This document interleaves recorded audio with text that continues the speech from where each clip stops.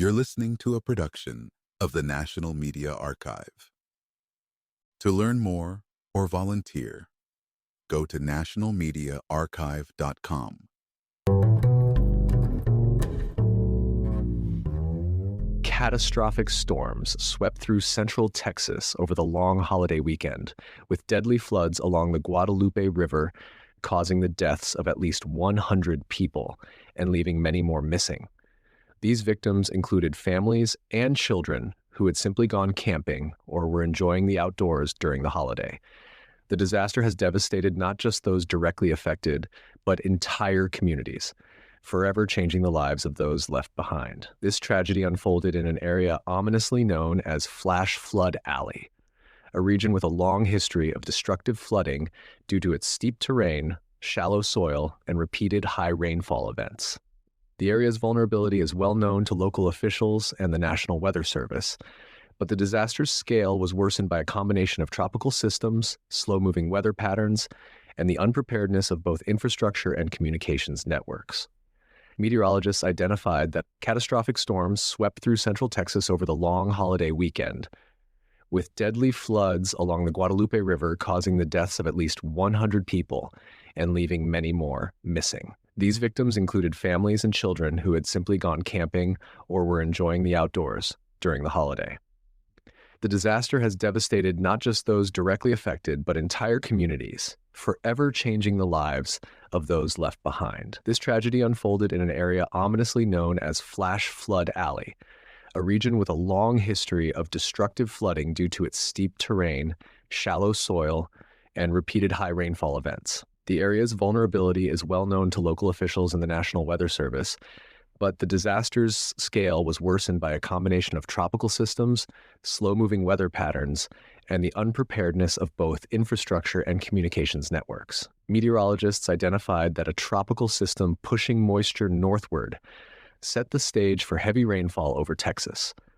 In the days leading up to the floods, the National Weather Service in San Antonio predicted the likelihood of downpours and nighttime rain, issuing alerts and warnings as conditions worsened. By Thursday of that week, up to 7 inches of rainfall was forecasted in isolated areas, and by Friday morning, emergency alerts were issued as the river swelled 26 feet in less than an hour. These warnings, however, did not reach the public in time. Although the National Weather Service sent alerts promptly, there was a significant delay in local officials relaying this information, with the first flood warnings only posted to Facebook hours after the initial alerts. There were no widespread phone alerts or sirens to wake sleeping campers and residents of fiftieth, leaving people largely unaware of the impending disaster until it was too late. This communication failure was exacerbated by budget and staffing cuts at the National Weather Service and local agencies. Hundreds of positions, including critical roles in forecasting and emergency communication, had been eliminated earlier in the year as part of a federal push to reduce spending. The lack of experienced personnel meant there was no direct coordination with local authorities during the crisis. Even more concerning, local officials in Kerr County had previously rejected proposals to install flood warning systems, viewing them as unnecessary expenses. A flood engineering study costing $50,000 was dismissed as extravagant, and a bill to fund outdoor sirens statewide failed due to its price tag. As a result, entire counties with long histories of deadly flooding remain without the most basic early warning infrastructure, putting thousands at risk. Officials in Texas have attempted to place blame on the National Weather Service, claiming forecasts underestimated rainfall. However, former Weather Service professionals have pointed out that the scale and speed of the flooding were nearly impossible to predict, and that existing warnings were as good as could be expected given the circumstances. The real issue was the lack of a local system to communicate those warnings, along with a broader resistance to investing in preventative measures. Even after prior deadly floods and repeated warnings, the cost of new sirens and emergency alerts was seen as excessive compared to the value of human life and community safety. In the aftermath, debates continue over how to allocate public funds. Critics highlight the contrast between the millions spent on federal agencies and military operations and the reluctance to fund basic public safety measures like flood sirens. In the years preceding the disaster, Texas had allocated between $140 and $150 billion to immigration and customs enforcement, while rural counties refused to spend even $50,000 on life-saving infrastructure. This disparity has become a flashpoint, with local and national officials arguing over priorities and the role of government in protecting its citizens. As the story of the Texas floods unfolded, many asked why known risks had not been addressed with practical investments in infrastructure.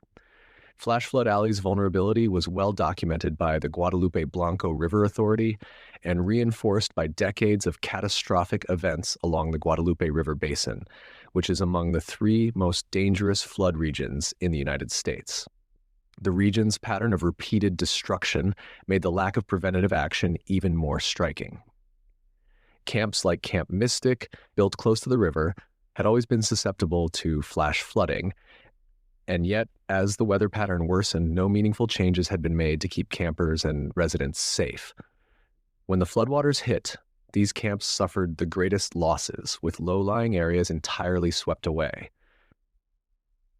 The system's shortcomings became even more apparent as details emerged about how warnings were handled. Meteorologists had observed a threat developing as early as the previous weekend, after Tropical Storm Barry made landfall in Mexico. Moisture surged north, increasing the likelihood of heavy rain events. By Monday, June 30th, the National Weather Service's San Antonio office predicted downpours for later in the week, particularly at night. On Thursday, as rainfall intensified, they issued a flood watch, and by 1 o'clock in the morning Friday, a flash flood warning was in effect. By 4:30 in the morning, a flash flood emergency alert had been sent. These timely warnings should have made a difference, but the chain broke when local officials failed to broadcast them to the public promptly. Instead of immediate alerts through sirens or automated phone systems, the first public warnings in Kerr County were posted on Facebook at 5 in the morning, that hours after the National Weather Service had sounded the alarm. This meant that families camping by the river, many of whom were asleep at the time, were never warned about the rapidly rising waters. In other parts of Texas, tornado sirens and more advanced alert systems had already been installed and were considered standard tools for public safety. In Kerr County, repeated opportunities to invest in similar systems were dismissed. At a commission meeting in 2016, a proposed $50,000 engineering study for flood sirens was voted down. Arguments centered on cost, and local officials labeled the investment as extravagant, despite mounting evidence that early warning systems save lives. The refusal to fund sirens or implement robust notification systems was not unique to Kerr County. A proposed statewide strategic plan for outdoor sirens, Texas House Bill 13, failed in the most recent legislative session due to its price. Meanwhile, budget priorities at both the state and federal levels continued to favor law enforcement and immigration control over disaster preparedness. National Weather Service offices responsible for the hardest-hit regions were left understaffed, with crucial positions vacant in the days leading up to and during the flooding. According to the National Weather Service Employees Organization, the local office in San Angelo lacked a senior hydrologist, a staff forecaster, and a meteorologist in charge, all of whom would have been critical in managing communication and coordinating emergency responses. The consequences of these choices became painfully clear in the aftermath.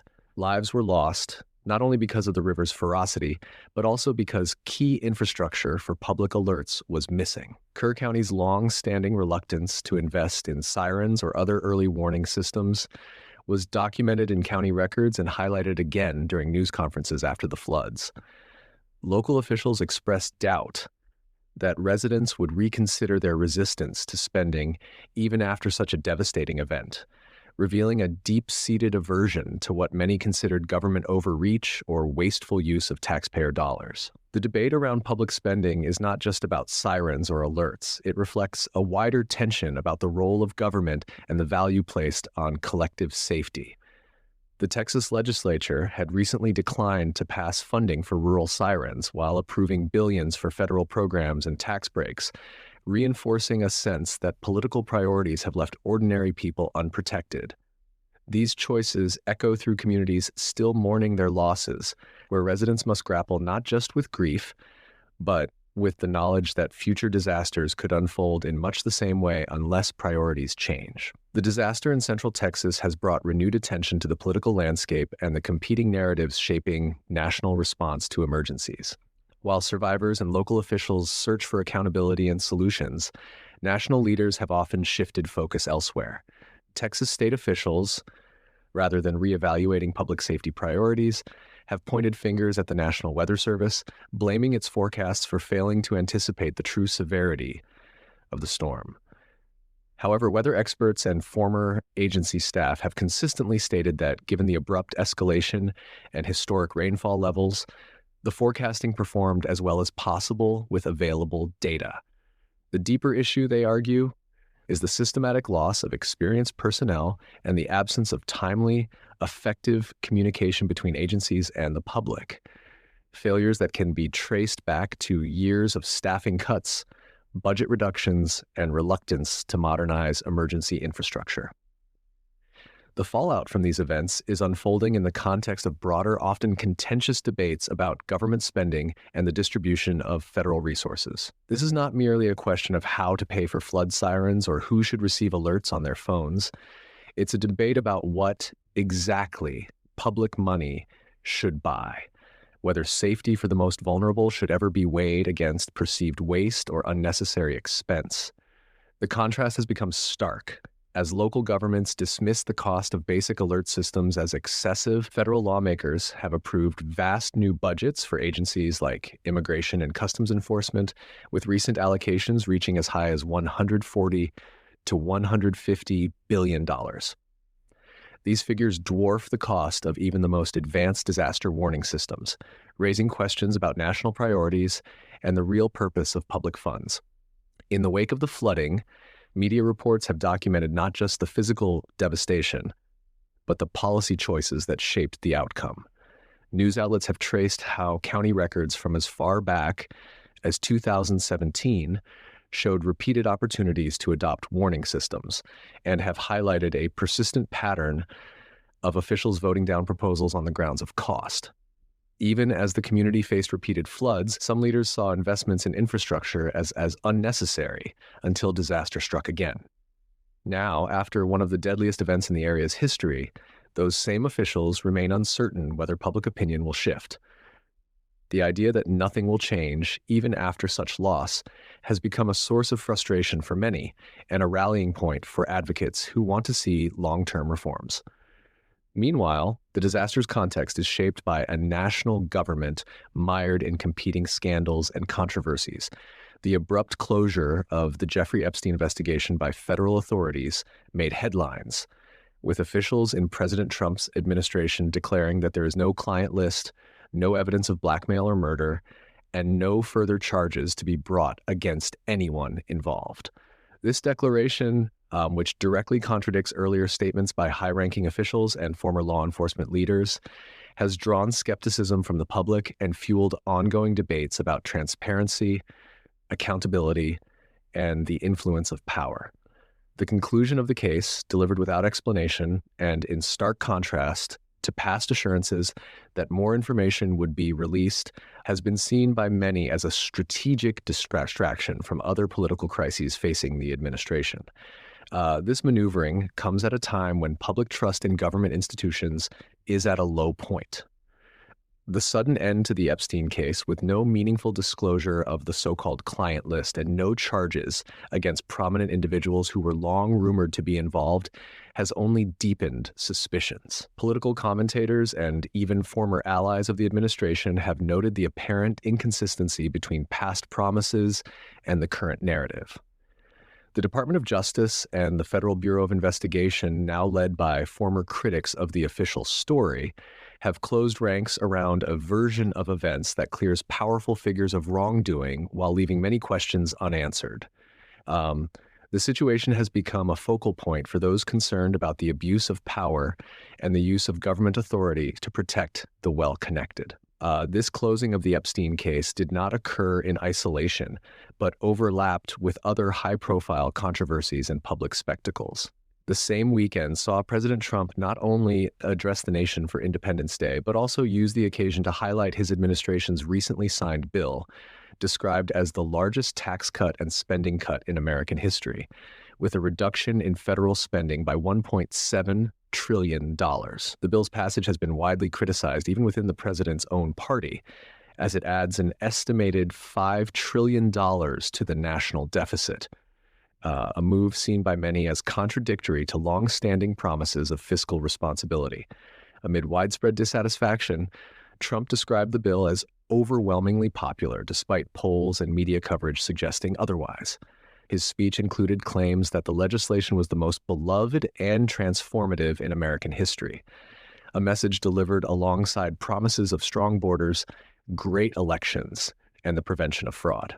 Independence Day celebrations took an even more surreal turn when President Trump, flanked by administration officials and supporters, announced plans to host a championship Ultimate Fighting Championship event on the White House lawn as part of next year's American semi-quincentennial celebrations. The White House confirmed that the event was moving forward, with a championship fight and other festivities designed to mark 250 years since the nation's founding. United States President Trump, together with Ultimate Fighting Championship President Dana White, signaled that preparations were underway, with media reports quoting White House Press Secretary Carolyn Leavitt, describing the spectacle as epic. In addition to the fight, the administration promoted the Patriot Games, a new athletic competition intended to celebrate American strength and resilience, and a national mall celebration.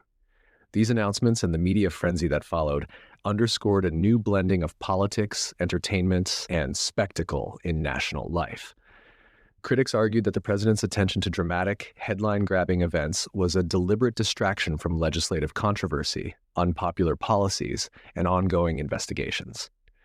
Observers also noted the personal relationships behind the plans, particularly Trump's long-standing friendship with Dana White and his open support of the Ultimate Fighting Championship, which seemed to blur the boundaries between governance and commercial promotion. Even suggestions that monster trucks would appear on the White House lawn and speculation about which international celebrities or athletes might participate added to the sense of unreality and absurdity. The new athletic competitions, styled as patriotic alternatives to the Olympics, drew comparisons to both historical pageantry and contemporary satire, prompting commentators to joke about the Patriot Games as if they were plot points from a spy thriller. The rhetoric around these celebrations and the promises of larger-than-life events further polarized public opinion, with supporters viewing them as an expression of American spirit and critics seeing them as distractions from deeper problems. As the administration doubled down on spectacle, traditional symbols of public service, such as the Rose Garden, were repurposed as spaces for events, with reports indicating that even this historic site had been paved over to accommodate new activities. The blending of national celebration and reality television became a symbol of the moment, as the country faced uncertainty at every level. As political spectacle unfolded in Washington, other powerful figures captured headlines by making moves that underscored the volatility of the current era. Elon Musk, founder of companies including Tesla and SpaceX, responded to the passage of the administration's controversial new bill by announcing the launch of a new third party called the America Party. Musk's decision was presented as a challenge to what he called a broken two-party system, and as a response to the sweeping tax cuts, which he criticized as adding trillions to the deficit and threatening the future of clean energy. The announcement came after a public falling out with President Trump and amid speculation that Musk's new party could siphon votes from the conservative base, thereby changing the dynamics of upcoming elections. Musk took his case directly to the public using his social media platform X to conduct informal polls about whether he should invest his resources in a third-party effort. The results, although skewed by Musk's loyal online followings, signaled overwhelming support for the idea. As news spread, political observers and financial analysts weighed in on the potential impact of Musk's America Party, noting that its main effect could be to weaken the incumbent party by dividing its voters. Skeptics pointed out that previous third-party efforts had failed to make a meaningful difference in national politics due to the structure of the American electoral system, while others emphasized the importance of ranked choice voting as a prerequisite for true multi-party competition. President Trump responded to Musk's announcement by dismissing the effort as a distraction and warning that a third party would only create confusion and hurt his chances for re-election. Despite these public statements, reporting revealed concern within the White House and among Republican strategists about the threat Musk's resources and influence could pose. The stock price of Tesla, a publicly traded company, was observed to fluctuate as a result of Musk's political statements, with investors questioning the wisdom of further entangling the company's fortunes with national politics. At the same time, filings with the Federal Election Commission suggested that a flurry of activity had begun to establish variations of the America Party, though it was unclear whether any of these were authentic or merely opportunistic efforts to capitalize on the news. For Musk, the move represented a reversal from earlier promises to reduce political involvement and focus on his business ventures. As criticism of the administration's deficit spending mounted, Musk joined a chorus of influential voices calling for fiscal restraint and greater accountability. In the weeks that followed, Musk and Trump continued to exchange barbs, each using public appearances and social media to stake out their respective positions. While it remained uncertain whether the America Party would endure beyond the next election cycle, its arrival was widely seen as a symptom of deeper dissatisfaction and volatility within the nation's political system. The episode also served as a case study in how business leaders and media personalities have come to play an outsized role in shaping the political landscape. Musk's willingness to leverage his personal wealth and media reach was mirrored by other prominent figures, each seeking to advance their own interests and agendas in a moment of national uncertainty. In this environment, the lines between commerce, entertainment, and governance continued to blur, raising new questions about the future of democracy, accountability, and the public good. While the spectacle of billionaires and celebrities dominated national headlines, the lived reality on the ground for many Americans was marked by a far more tangible and immediate sense of insecurity. Nowhere was this more visible than in Los Angeles, where a sudden and aggressive show of force by federal authorities unsettled the city at the start of the week. Around 100 members of the National Guard, Immigration and Customs Enforcement, and Border Patrol descended on MacArthur Park, parading through public spaces in full military gear and vehicles.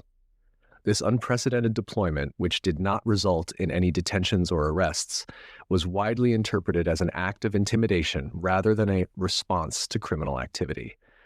Daily life was disrupted, children's programs were shuttered, and widespread confusion spread through the community. Parents were forced to rush children indoors as playgrounds and day camps were abruptly interrupted by the armed presence. In response to the militarized display, Los Angeles Mayor Karen Bass personally appeared at MacArthur Park and confronted federal officials, demanding the immediate withdrawal of all troops and vehicles. Her intervention, echoed by local leaders and council members, highlighted growing concerns about the use of federal power to intimidate rather than protect. Officials and community advocates described the event as a deliberate escalation by the Trump administration, part of a broader campaign to assert federal authority over American cities and target communities already vulnerable to political rhetoric and policy changes. The incident quickly became a flashpoint, with Mayor Bass characterizing it as un-American and a violation of the city's values. Local press and advocacy groups documented the confusion and fear it caused, as well as the resilience of residents who gathered to protest and demand accountability. The broader context for the show of force was a recently expanded federal budget for immigration enforcement, with Congress allocating up to $150 billion for agencies such as Immigration and Customs Enforcement. This massive funding increase came even as local safety infrastructure, such as flood sirens and emergency services, remained chronically underfunded. Councilwoman Eunice Hernandez, speaking at a press conference later in the day, framed the incident as part of a depraved campaign against the city, warning that Los Angeles was being used as a testing ground for tactics likely to be deployed elsewhere in the country. She invoked the image of the canary in the coal mine, cautioning other cities that what happened in MacArthur Park could soon become a national pattern as federal agencies deploy aggressive tactics in the name of security. Community members and local officials reiterated that the true impact of the militarized operation was psychological instilling fear and uncertainty rather than safety. The deployment was seen as a political message, a reminder of the administration's willingness to use force against its own citizens, and a demonstration of the power granted by recent funding increases. As children were rushed indoors and summer camps were canceled, leaders warned that the consequences of these actions would be felt for months or years to come. The tension between federal priorities and local needs grew ever more stark, with billions spent on enforcement while communities lacked basic protections against both natural and political disasters. The week's events closed on a note of both exhaustion and uneasy anticipation, as the convergence of political spectacle, natural disaster, and aggressive enforcement left many Americans grappling with what the future might hold. The flood tragedy in Texas exposed deep structural failings and the ongoing refusal to invest in public safety infrastructure, with local communities still divided over whether to fund basic life-saving measures. As recovery efforts unfolded, many residents were forced to confront the reality that the region's vulnerability would persist unless there was a fundamental shift in political priorities, one that placed human life and collective security above short-term savings or ideological resistance to government spending. At the same time, the abrupt closure of the Jeffrey Epstein investigation fueled public skepticism about transparency and accountability at the highest levels of power. Official narratives changed rapidly, and promises of disclosure gave way to sweeping denials and a call to move on. The lack of answers and the reversal of previous statements became symbolic of a broader disillusionment with institutions tasked with protecting the public interest. The fusion of entertainment and governance continued, with President Trump and his allies transforming the White House and national celebrations into arenas for both literal and figurative combat. Plans for events such as the Ultimate Fighting Championship on the White House lawn, together with the Patriot Games and other staged spectacles, further blurred the lines between reality and performance, governance and showmanship. Meanwhile, the emergence of the America Party under Elon Musk's direction, along with his very public feud with the administration, illustrated how private wealth and social media power can now reshape political movements almost overnight. The party's prospects remained uncertain, but its rise revealed just how rapidly new forces could alter the landscape of American elections, especially when fueled by frustration with the status quo and massive personal resources. In Los Angeles, the militarized incursion at MacArthur Park left a lasting impact. The swift withdrawal of federal forces after public outcry and mayoral intervention did little to dispel fears that such shows of force would become a new norm. Local leaders warned that the events in Los Angeles were only a preview of what other cities might soon experience, as billions in federal enforcement dollars flowed to agencies like Immigration and Customs Enforcement. The week's stories, from natural disaster to national politics to the street-level realities of enforcement and resistance, painted a picture of a nation at a crossroads, wrestling with the consequences of political decisions, the power of spectacle, and the urgent need for renewed commitment to the public good.